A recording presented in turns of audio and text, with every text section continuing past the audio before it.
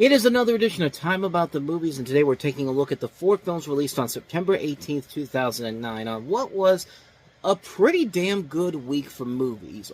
3 out of the 4 movies we're going to look at today are really good movies, and then there's one where not so much. But let's get to the good stuff. Let's start off with the biggest new release of the weekend, and easily my favorite movie of the entire weekend.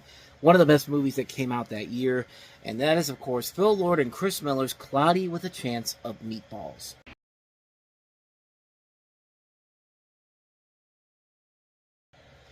So, Cloudy with a Chance of Meatballs is based off of a children's book, which really is not really based off the book. I mean, the book is not really all that big overall and doesn't really have all the stuff that's in this movie. But you have the story where you have a young inventor named Flint Lockwood, voiced by Bill Hader, who invents a machine that turns water into food.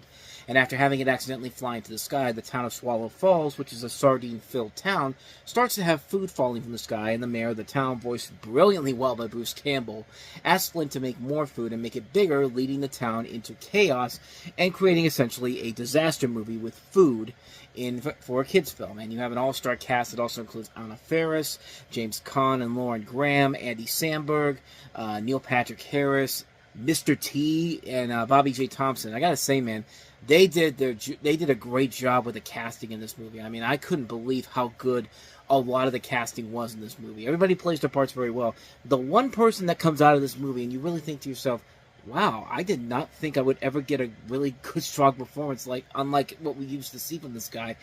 And that is, of all people, Mr. T. You see Mr. T in a movie, you expect him to be like, I pity the fool. You're supposed to expect him to be B.A. Baracus. That's a horrible impression of Mr. T right there. But I'm trying to speed this along here. But you expect him to be like B.A. Baracus from the A-Team. You expect him to be the guy from Rocky 3. And it definitely sounds like him, but the performance is much more restrained. And it does make a whole lot of sense for the story in general and him to be in there. Like, it's a more restrained performance overall, and it really does work very well. Like I said, the performances overall here are great. One that kind of gets overlooked is James Caan, who plays the father of Flint, and I like his performance in here because he has a hard time trying to connect with his son. They speak on different wavelengths. Like, he's an old man, he's a young guy, and any family out there can have that, where your dad is clearly stuck in a different generation and you're in a newer generation. I mean, my dad and I do that sometimes, but it's really fun to see him in this movie. And it's, again, a more restrained James Caan performance in here that he really does give it his all. It kind of gets overlooked because everybody else in the movie is just so well casted in here. Bill Hader and Anna Faris just work off each other so well in this movie. But really, this was an awakening for Phil Lord and Chris Miller, who before this had been known for their work on television, stuff like How I Met Your Mother, Scrubs, and of course their magnum opus at the time, Clone High, which went on to have a cult following after lasting only a season on MTV. But this was the movie that essentially woke everybody up and made them realize that, hey, these guys actually are really funny. We should let them do more stuff. And thus, the Jump Street movies came out, the Lego movie, the Spider-Man Across the Spider-Verse movies, Into the Spider-Verse, whichever ones you want to go with. They're both great movies, but they became the it filmmakers of their time, the it comedy filmmakers, because every time they made a movie, they just knocked it out of the park. And yeah, these are great talents, and they're putting it all into this movie that really they don't really need to do it, but man, it just works so well. And it also put Sony Pictures Animation on the map too, because Open Season and Surf's Up had come out.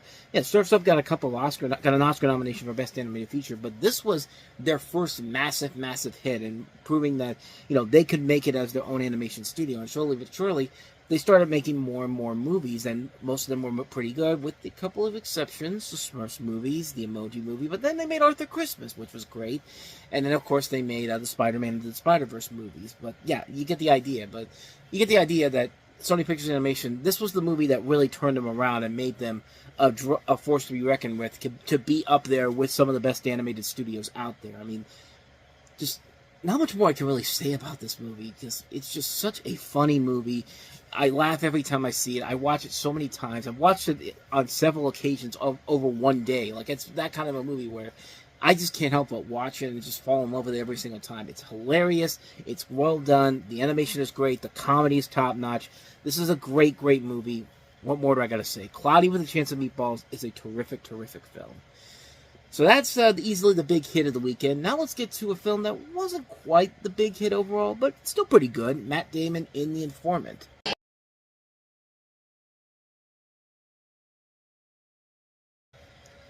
You might as well just say from the director of the Ocean's trilogy. I don't know why they had to say the director of Ocean's 11, 12, and 13. It's just like no other Ocean's 11 movies came out after without him involved in it. Just say the Ocean's trilogy, for God's sakes. But anyway, this is The Informant, which is a film based off of a nonfiction book of the same name by Kurt Eichenwald, and it follows Matt Damon as the titular informant, as well as Scott Bakula, Joel McHale, and Melanie Linsky, and it stars Damon as it depicts Whitaker's involvement as a whistleblower in his lysine price-fixing conspiracy of the mid-1990s, the lysine price-fixing conspiracy of the mid-1990s, and his embezzlement of millions of dollars from his employee. And it's just not... Excuse me. And it's another really good Steven Soderbergh movie. I mean, it's a film that doesn't really get much attention overall. It was a hit when it came out, but kind of like with some other movies we've looked at, it was a hit, but then it just kind of disappeared. Like, for some reason, it didn't really have the zeitgeist or the lasting power like some of his other movies, Soderbergh's other movies, or especially Matt Damon movies. But really, everything about this movie works. It's a very funny movie. Matt Damon is playing a very different kind of role than we're used to seeing him. He's not the big action star anymore that is in this movie. Like we'll get him back in that later on down the road with Green Zone coming up in 2010. But in here, he's playing it very straightforward, and he's very funny in here. The comedy in here is really good. He's got a great cast around him. Like I said, Scott Bakula, Joel McHale, Melanie Linsky, Ann Dowd, Tom Wilson, Tom Papa, Rick Overton, Patton Oswalt, Scott Adsit, Clancy Brown, Arna Marine, Tony Hale, Andy Daly, Frank Welker. I mean, the Smothers Brothers, Richard Stephen Horowitz. They grabbed a huge assortment of not just comedic actors, but voice actors too to be in this. It just works, man. It just is a very funny, silly, over-the-top comedy, and it just really works so well. And it really is one of Matt Damon's not just Matt Damon, but one of Steven Soderbergh's most underrated movies. It's a film that came and went, didn't really leave much of a lasting impact with most people, but it's a really funny movie, man. It's one you should definitely check out, because it definitely deserves a little bit more reappraisal nowadays. But yeah, it's a great movie. One I'd highly recommend checking out, The Informant. So with that said, let's go ahead and get to that one movie that really, really doesn't work. And it's Jennifer Lopez, Jennifer Aniston, and Aaron Eckhart in Love Hurts.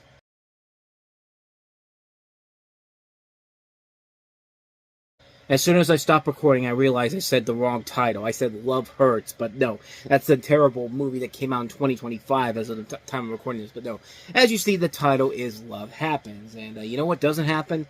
A good movie here, because this is a story where you have a therapist played by Aaron Eckhart and a self-help author, being enamored by a florist played by Jennifer Aniston. And, it's Bed of Roses all over again. Just replace Christian Slater and Mary Elizabeth Mastrantonio with Jennifer Aniston and Aaron Eckhart.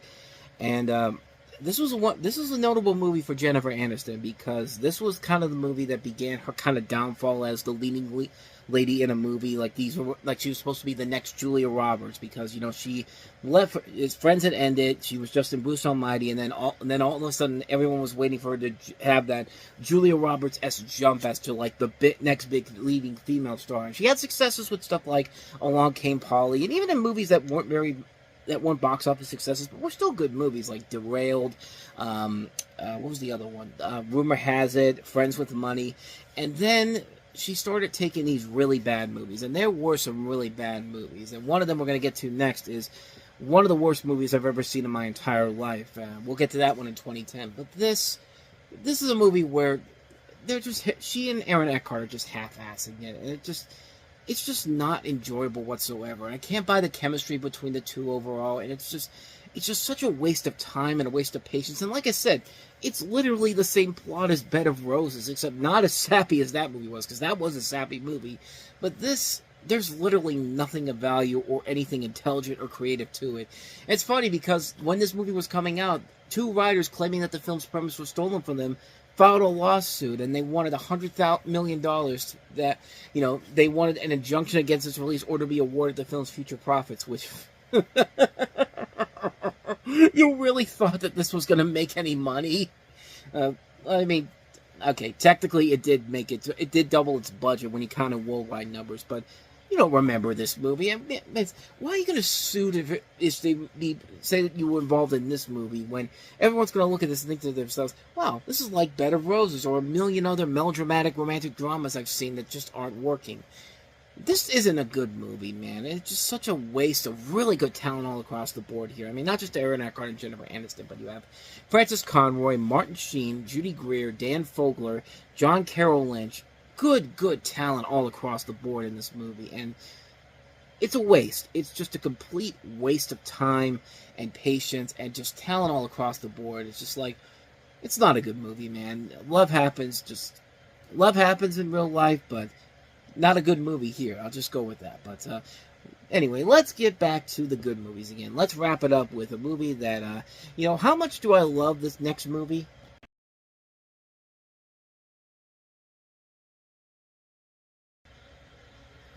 Yeah, that's how much I love Jennifer's Body. I actually got this at a Comic-Con. I think, if I could be wrong on this, but I think it was just the first Comic-Con when everything was opening back up against COVID. This was actually at a table that's next to our table from a Leo Ghost. There's their website right there for the stuff that she did. I guess it was. I think it's a girl that does this. I don't know. It's been a while since I've actually seen an update from her, but there's the card right there if you want to go check it out. But yeah, I saw this there, and it's just like I had to get my hands on this. Like, as you can tell, it's a skateboard, but it's the Jennifer's Body. It's the scene where, of course, where Megan Fox lights the lighter under her tongue. And not only do I have that, but where's the sticker at? I got it in sticker form too. That's how much. I mean, in addition to the steelbook and the DVD, you can just tell that I really enjoyed the hell out of this movie. Of course, this is the story about Megan Fox, who plays a demonically possessed high school student who kills her male classmates and devours their flesh in order to survive, with her bookworm best friend Anita, played by Amanda Seyfried, having to find a way to end her killing spree. And what a great movie, man. This was a movie that really was one of those films that came out and just, kind of came and went. Even though there was a whole lot of high anticipation because of just how, this is Diablo Cody's first major film that she had done after writing the script for Juno, which won her the Academy Award.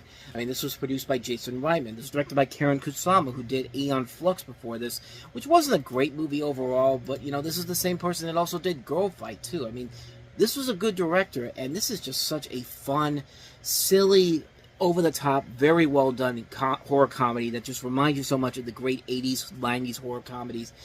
And it's a movie that basically showed that, hey, Megan Fox can be very good in the movie. Because, yeah, she sells this role big time. Her and Amanda Seyfried work off each other so well. And, how are you going to say no to a movie where they actually kiss? I mean, come on. I mean, in fact, Amanda Seyfried been doing a lot of lesbian kissing around this time. Wait till we get to the movie Chloe, where she literally has sex with Julianne Moore. And yeah, that happened in the same year this came out. I mean, she was really trying to branch away from Mean Girls overall. It's just like, and more power to her, man. But of course, this is a 20-year-old person. This was somebody who was 20 years old saying, yeah, more power to you. You go ahead and do it. But besides all that, this is a really damn good movie. This is a really funny movie. It's a very silly movie. It has an incredible cast. It also includes J.K. Simmons, Amy Sedaris, Adrian Brody, Patrick Starfish, Bill Fagabach from SpongeBob and Coach is in here too, in a very, very funny role that has gone on to have a lasting legacy to it, kind of like a meme. But the movie is just really, really damn good. I mean, it's a really funny movie. It's a really well-made film. It can be at times scary too, but it's just like, it's a good fun horror comedy. We won't get in these type of movies around this time, and it's just like, and even Jason Reitman, the producer on this, said he wanted to make unusual films, and this is certainly a very unusual film that just works. And yeah, it may have not been the hit it was at the time, but it has gone on to have a lot of reappraisal saying that, yeah, this is actually very much worth it in the end. And yeah, it reminded me, this is why movies like this are why I loved a movie like Lisa Frankenstein last year. I thought it was a very fun homage to classic 80s, 90s horror comedies. And this is definitely one of those movies that does just that. It's just such a terrific film. I enjoy the hell out of it. I mean, this pretty much says it all right there. Like, that's how much I enjoy this movie right here. I have this.